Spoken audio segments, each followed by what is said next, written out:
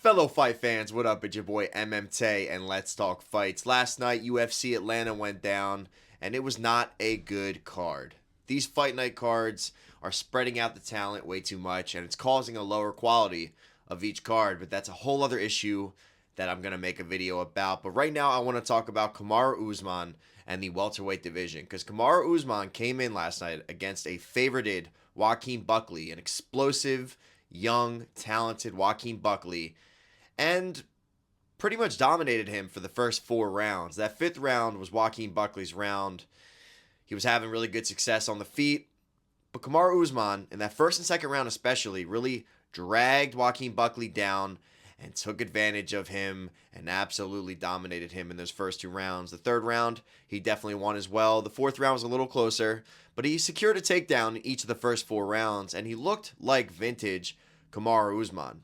Now, Joaquin Buckley had more significant strikes throughout the entire fight, but Kamaru Usman really dominated when it came to the ground game. He took him down, and he smothered him, and he got the win. And he was very emotional after. It was nice to see Kamaru Usman back in the win column. But that leads me to my discussion about the welterweight division. We have Jack Della Maddalena as our champion at 170. Belal Muhammad, the #1 ranked fighter. I think him versus Usman would be a great fight. And I think that's the fight that needs to be made because there's already bad blood. They filmed a podcast together. Apparently things got extremely heated. And Kamaru Usman and Henry Cejudo never posted the podcast because apparently it didn't make Kamaru Usman look too good. So there's bad blood there, and I think that fight makes all the sense in the world as a title eliminator. But Kamaru Usman, in my opinion, does not deserve a title shot. He went on a 3-fight losing streak, and that is a tough streak to bounce back from. That's why he was so emotional. He lost to Leon Edwards with the head kick. Then he came back and lost to Leon Edwards in a decision. Then he lost to Khamzat Chimaev, but that fight was really close. And it showed me and all the other fans that are paying attention that Kamaru Usman still has a lot of gas in the tank. He stepped up short notice at 185 and gave Khamzat Chimaev a tough fight. But that's what champions do. That's what Kamaru Usman does. He's one of the greatest of all time. And at 38 years old, he looked really good last night. But he needs to fight Belal Muhammad next.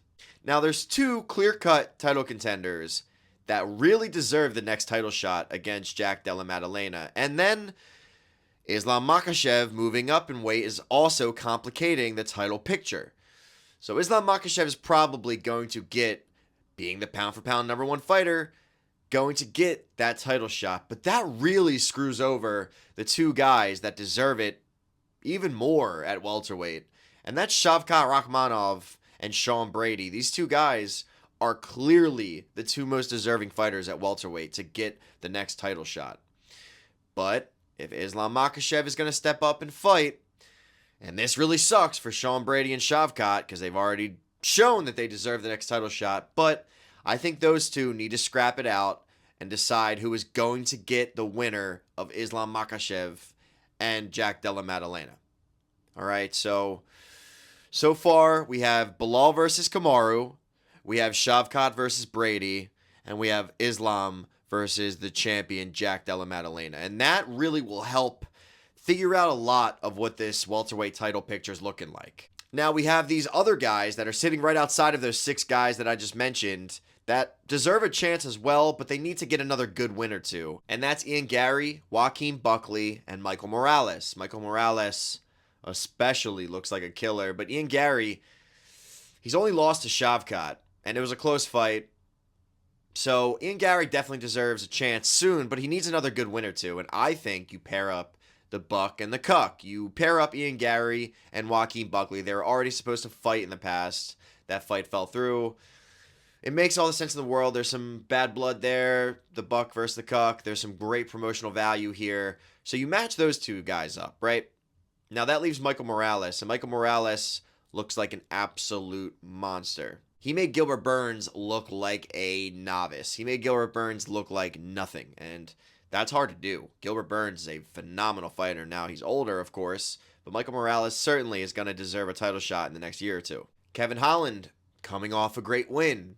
Pair up Kevin Holland versus Michael Morales. The winner of that will move up and fight the winner of Ian Gary versus Joaquin Buckley, and then that'll give us a good idea of who really deserves a title shot next. And that's just what I think. I think that makes the most sense. Let me know what you guys think. Who do you think should be paired up after the events of last night? I think the plan that I laid out makes all the sense in the world, and it's the only plan that I think should happen. So, and that's all I got for you guys. MMT, I don't play. I keep it real every day, okay? So let me know what you think about this title picture in the welterweight division. It's probably the deepest division in the UFC right now. It's the most entertaining, in my opinion. And there's a lot of great fights to be made, and I'm excited to see how they all play out. That's all I got for you guys. MMT out.